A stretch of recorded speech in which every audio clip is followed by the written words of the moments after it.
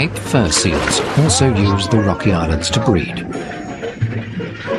Numbering in the hundreds, they take up all the space they need, and the gannets must keep their distance.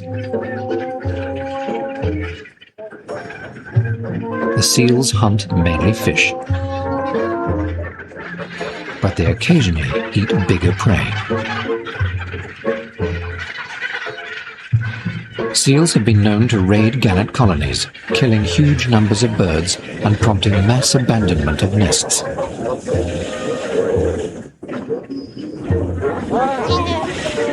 To protect the gannets, conservation authorities are stationed to keep the two species separate.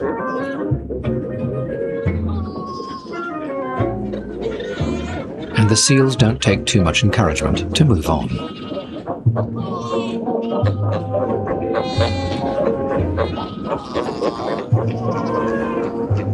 For now, these measures will keep them at bay.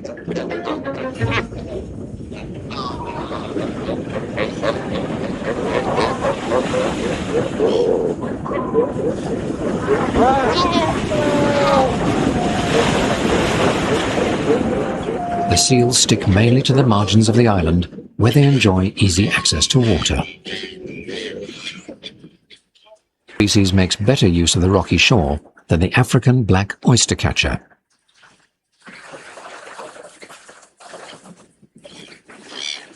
Like the gannets, these small birds return here annually to breed. They come here because it's an environment full to the brim with food. Guano washed and blown into the water acts as a natural fertilizer, feeding the growth of microscopic plant life called phytoplankton.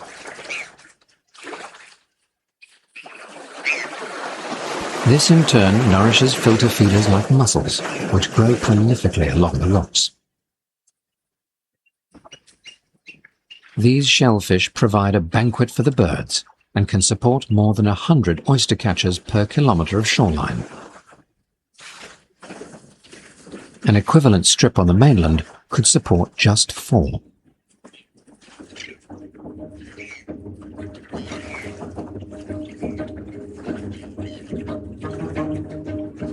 With resources like this, territories are hotly disputed by mating pairs.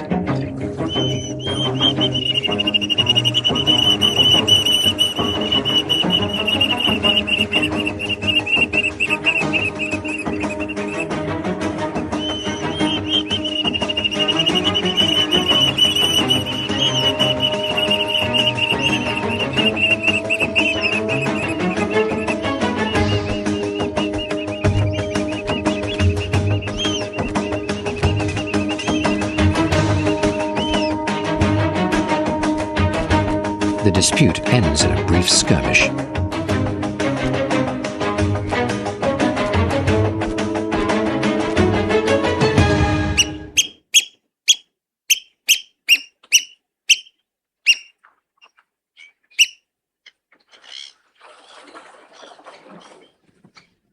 The victorious pair secures their ground on the rocky shore.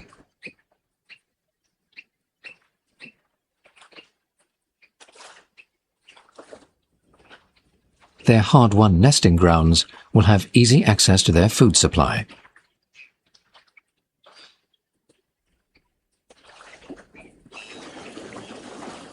All that's left is to mate, to begin their attempt at rearing a new generation.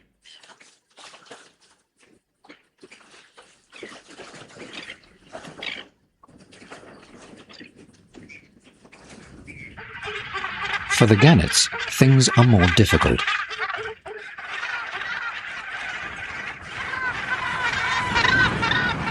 To eat, they must take turns to fly out over the surrounding ocean to fish, leaving their mates behind to care for the nest.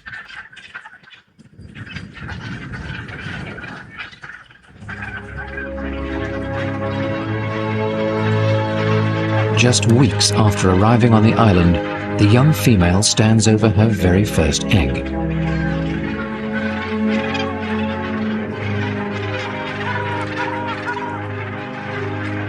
It lies in a simple nest, dug into a mound of the thick guano that covers the island.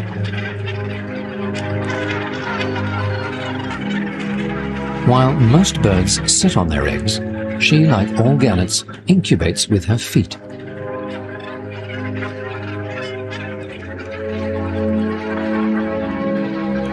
The webs between her toes are irrigated with blood vessels, keeping the egg warm.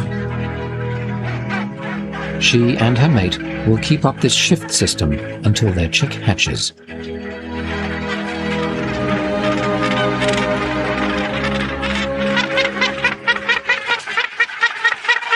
In the limited space, tensions can rise.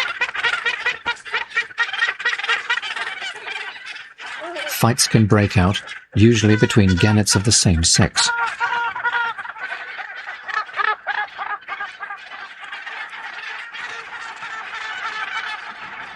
To avoid the competition, another of the island's birds has a different nesting strategy.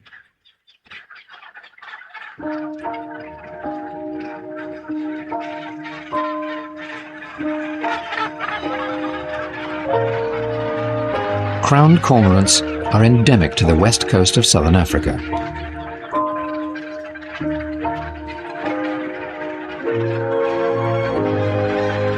Unlike the gannets, they live on the islands year-round, foraging in the shallow waters off the coast.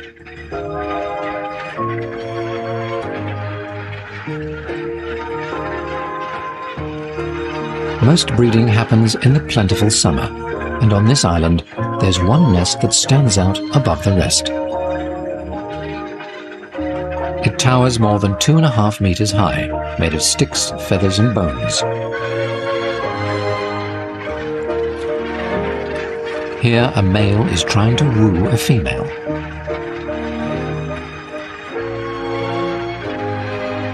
If she's impressed by his display, the two may become the latest of more than 20 pairs to use this nest.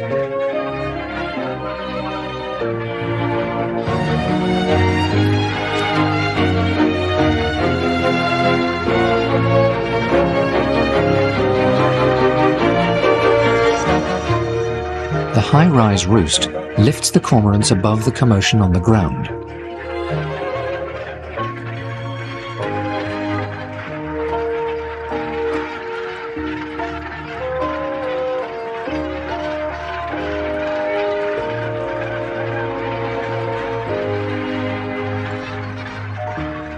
But the biggest threat to all of the island's birds comes from above. Kelp gulls forage mussels from the rocky shore, but the egg or chick of one of the island's other inhabitants makes a more satisfying meal.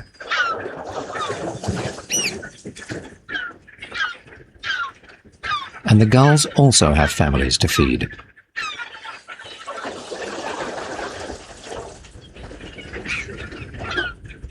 With prying eyes on the lookout for an easy meal, the gannet parents must be extra vigilant.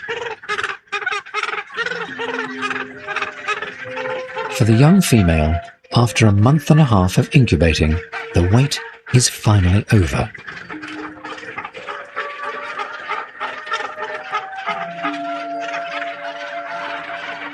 The chick's eyes will remain shut for the first 3 days of life.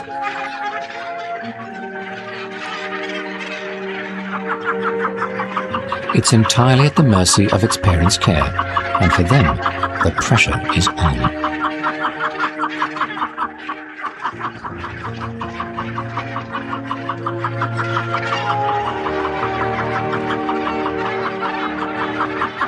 From now on, each time they fish, they must eat enough to feed the chick as well as themselves.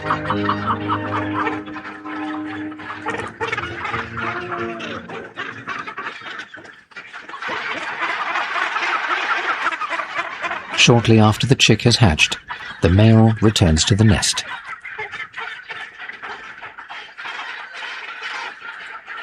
And the young mother wastes no time heading off for food.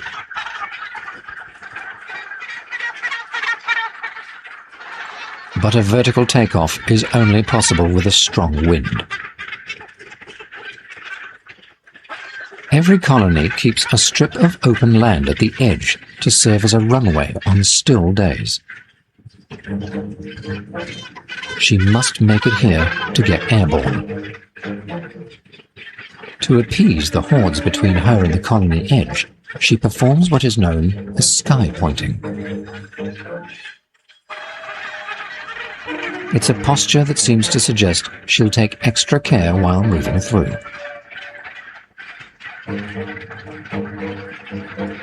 But even with this precaution, her neighbors see her as a threat to their nests.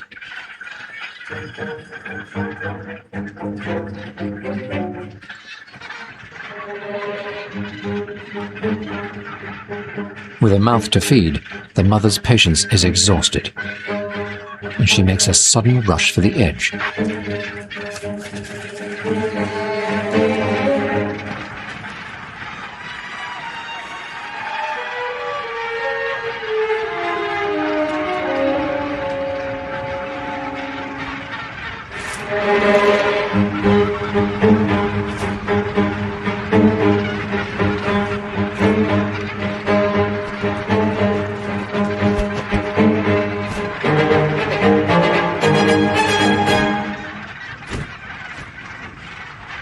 At the runway, she joins the queue of birds waiting to take off.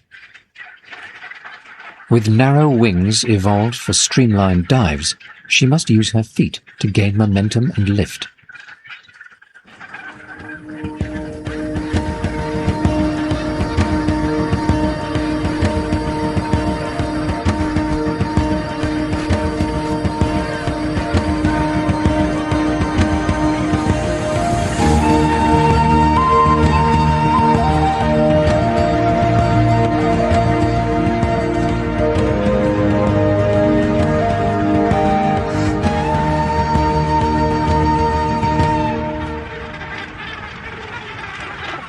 Once airborne, she joins the throngs in the busy airspace overhead.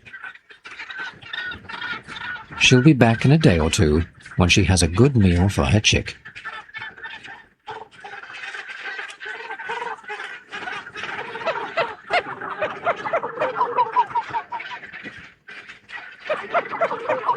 It's not just foraging that takes on extra importance after the chicks hatch.